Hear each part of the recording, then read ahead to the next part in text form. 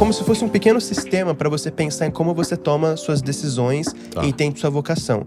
E aí você pensa, para isso, você pensa na Trindade. Então você pensa no Pai, na ideia da providência. A gente sempre espera de Deus um milagre, né?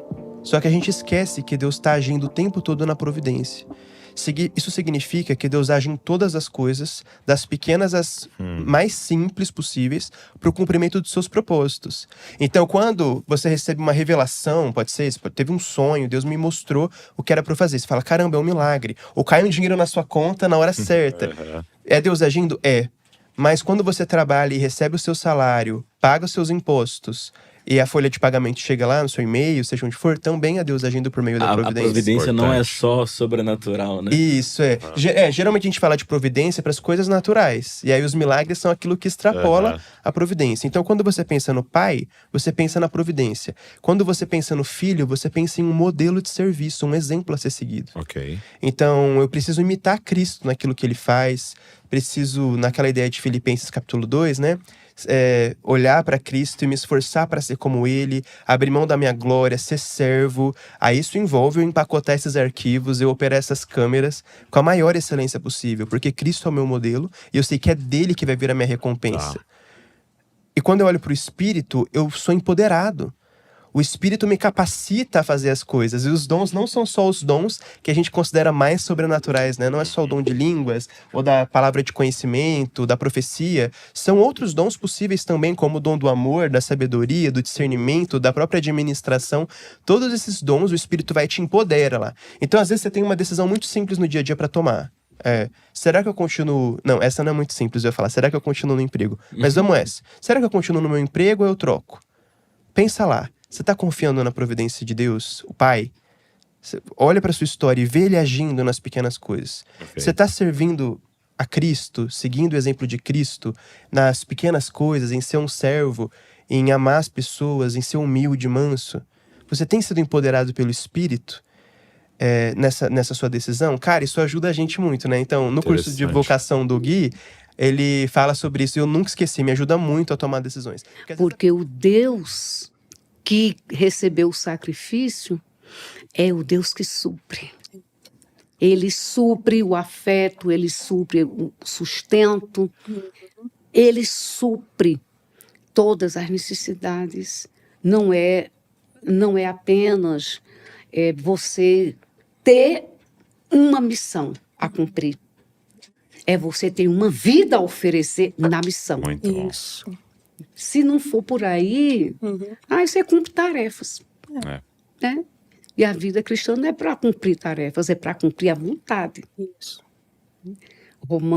Eu gosto muito do texto de João 4,34, né? Cristo disse, a minha comida, a essência da vida, sem comer você não vive, é fazer a vontade daquele que me enviou e realizar a sua obra. Ele não diz, é fazer a obra de Deus. Não, é fazer a vontade. A essência da vida é fazer a vontade. Agora, fazendo a vontade, você realiza a obra. A gente pula para fazer a obra. Sem descobrir a vontade. Eu digo muito isso para os alunos. Né? Você foi chamado para fazer a vontade. Qual é a vontade de Deus na sua vida? Porque se a vontade do Senhor para você é o ministério pastoral, abraça. Se é missionário transcultural, abrace. Você tem que discernir. Porque a melhor coisa está no centro da vontade. A gente vê muitos livros falando de finanças, tudo que falam da mordomia. Mais importante do que sempre querer ajudar é saber lidar. Porque se você não sabe lidar, você pode depois não ter para dar. Então, a Bíblia ensina muito, cara. Provérbios é um livro cheio de ensinamentos sobre moderação, bom senso, cuidado. Jesus fala, né? Não vai construir uma torre se você não sabe se você tem os recursos. Então, é muito importante essa questão da administração, da gestão. Um exemplo bíblico que eu gosto muito de dar... O segundo, você dá qual nome? É o moderado. Moderado. E eu gosto de dar o exemplo de Paulo escrevendo para Timóteo. Ele fala assim, trate as viúvas adequadamente. Não ajude todas as viúvas. Ajude apenas as realmente necessitadas. Cara, você já não parou pra pensar que a igreja primitiva ajudava todo mundo? Mas Paulo tá ensinando para não ajudar todo mundo. Por quê? Porque ele fala bem assim. Porque senão a igreja vai ser sobrecarregada. Sim. E aí os familiares não vão aprender a cuidar das suas viúvas. Então, se a gente quer ajudar todo mundo, às vezes o familiar daquela viúva não vai estar colocando em prática o cristianismo dele. Sim. Ou seja, existe a necessidade de se dar com a razão, de se pensar na gestão dos recursos. E esse é o perfil mais moderado. Então é a pessoa... E a gente vê isso em casamento, né, cara? Quantos casamentos as pessoas vêm falar comigo, cara, minha esposa é doadora, eu sou moderado, e a gente treta várias vezes, Sim. porque não sabe, é pra fazer ou não é. Mas isso é a beleza do corpo de Cristo. É muito bom. A gente é diferente e tem respostas diferentes pro problema. Um exemplo bíblico disso também é o sábio Agur. É a única oração de Provérbios. Não me dê nem riqueza nem pobreza. Então aqui ele está falando assim, eu não quero ter muito para ajudar o outro, porque eu posso me perder. Eu também não quero ter pouco ao ponto de eu precisar tanto que eu vou esquecer de Deus e vou amaldiçoar Deus, né? O Agur fala assim. Então é muito interessante, porque esse caminho do moderado, ele é equilibrado. Ele não quer viver nos extremos ou da riqueza ou da pobreza. Ele quer ter a gestão correta dos recursos para fazer o máximo que ele pode. A gente sabe quão complexo é uma transição, né? Não dá pra gente ficar romantizando. É complexo, mas é glorioso. Então, quando a gente começou, primeiro a gente teve uma transição interna, mas veio aquele sentimento de que seria uma transição completa. Só que em todo momento a gente ouviu o Espírito Santo falando assim, deixa eu fazer. Deixa eu conduzir. Não tenta fazer por você mesmo. Não tenta tomar a rédea. Não. E óbvio que foi uma coisa que precisou ser gerada dentro da gente, né? A gente nasceu naquela cidade. Eu nunca congreguei em outra igreja. Sim. Eu converti lá e congreguei lá a minha vida toda, né? Mas esse senso de missão, de que, cara, Jesus está contando com a gente para algo. Eu acho que isso supera qualquer custo. Sabe? O custo é muito grande, cara. Tipo, é a rede de apoio, a nossa família tá lá, é mãe, sogra, sogro, é a segurança, é nossos amigos, não, é a nossa mais história. seguro. Não, segurança Tô brincando, sim, tô brincando. com certeza, foi um baita livramento. Eu fico olhando pra Bragança e falei... Desculpa aos meus amigos carioca. Só que, cara, quando você bota numa balança tudo isso diante do privilégio de você participar de algo que Jesus está fazendo e que de alguma forma ele tá contando com você, cara, isso pesa muito mais do que qualquer outra coisa. Então, a gente sempre tentou viver uma vida desenvolvendo esse senso de missão. Eu lembro que eu tava no Descende 2020 e teve aquela ministração do Randy Clark sobre as nações e tal. Olha, fecha os seus olhos, Deus vai mostrar uma nação, uma cidade e tal. E glória a Deus, foi maravilhoso. Eu fechei meus olhos e não via nada. Nada. E eu fiquei assim, cara, será que eu tô desconectado com isso aqui? Deus, o que tá acontecendo comigo e tal? Fiquei mal. Falei, cara, acho que eu tô de coração fechado. Será que tá acontecendo alguma coisa? Falei, nem o Brasil, Deus. Não vi nem o Brasil. Caramba, nem o Brasil, nem a minha terra. E eu lembro que naquele momento eu tava assim, Deus, tem alguma coisa de errado comigo? Ele falou assim, isso é uma experiência minha, tá? Não quer dizer que quem teve uma visão de um pai, não é nada disso. Mas naquele momento foi muito pedagógico. Que Deus falou pra mim assim, ó, o seu coração não é de nenhuma nação. O seu coração não é de nenhuma cidade. O seu coração é meu. E aonde eu mandar, você vai. Então, isso nutriu muito também essa transição nossa. A gente é apaixonado pelo Rio de Janeiro. A gente ama o Rio de Janeiro, apesar dos problemas. É literalmente a cidade maravilhosa. Carioca é o povo que mais ama a sua. Mas, tipo assim, sua cara, pátria. a gente quer participar do que Jesus está fazendo. E algo que me chama muita atenção dos heróis da fé é quando o escritor aos Hebreus vai dizer que eles não se lembravam da cidade que eles estavam saindo. Porque eles estavam em busca de uma pátria superior. Você não se lembrar do lugar que você tá saindo, de tão focado que você tá nessa nova Jerusalém que vai descer. Então acho que de alguma forma, obviamente, é muito precioso Rio de Janeiro, Bragança, mas não tem a ver com Rio de Janeiro, Bragança, Brasil. Não tem mesmo. Óbvio, isso faz parte do plano de Deus, mas tem a ver com uma cidade que Deus preparou que vai descer, cara.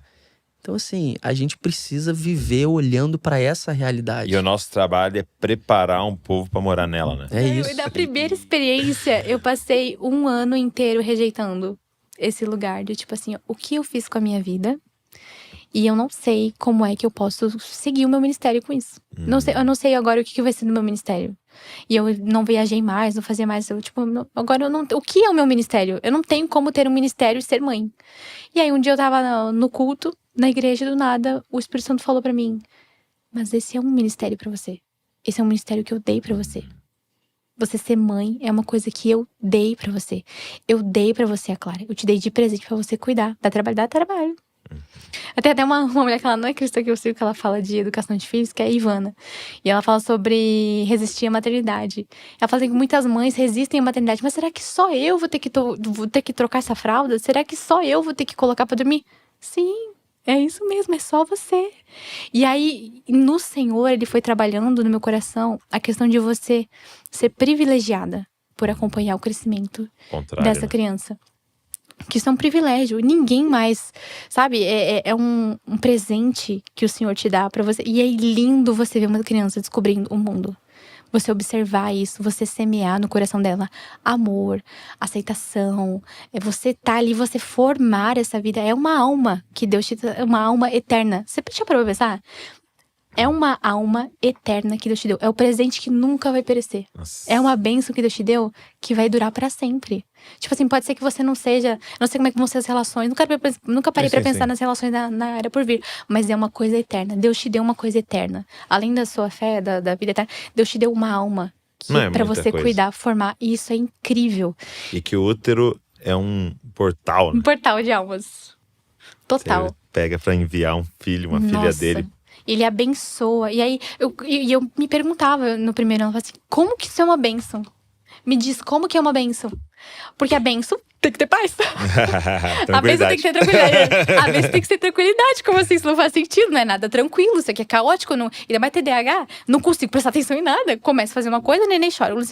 E aí você eu ficava sobrecarregada e falava assim, isso não é uma bênção. Então até o significado de bênção o Senhor ressignificou no meu coração. Uma bênção é o que te faz mais parecido com Ele. Então, nesse lugar, eu aprendi e tenho aprendido cada vez mais como é que você pode se parecer mais com Jesus? Servindo. Então, tipo assim, quando eu tô com a Eva, agora que ela é menor, ninando ela, eu tô servindo ela. Eu tô servindo. Como é que eu posso servir você hoje, amor? Então vou te balançar. Como é que eu posso te servir hoje? Você tá chorando? Então, eu vou te dar de mamar. Como é que eu posso te servir hoje? Você quer ficar no meu colinho? Então tá. Então vamos ficar no meu colinho. A Clara, a mais velha. Como é que eu posso te servir hoje? Me dá atenção? Meia hora. Vamos sentar aqui e vamos brincar. Como é que eu posso te servir? Servir. E nos primeiros anos é uma coisa que não volta pra você imediatamente, assim. E eu acho que demora, assim, pra você... eu mereço muito mais, porque você se entregou demais. A gente meio que sanguessuga dos nossos pais quando a gente é pequenininho, né? Sim. Tipo, a gente só suga. E hoje, eu olho pra minha mãe e fico assim, nossa, ela fez muito por mim. Meu Deus. E hoje, depois que eu tive filhos, e é uma frase que, nossa, eu não aguentava mais ouvir. Quando você tiver filhos, você vai entender o que eu tô falando pra você. E você vai entender só quando você tiver filhos. Sim. Esse amor sacrificial de você realmente entregar de você pra outra pessoa. Então a maternidade, num primeiro momento eu pensei que ela tinha me roubado do meu ministério. E depois eu descobri que ela é o meu principal ministério.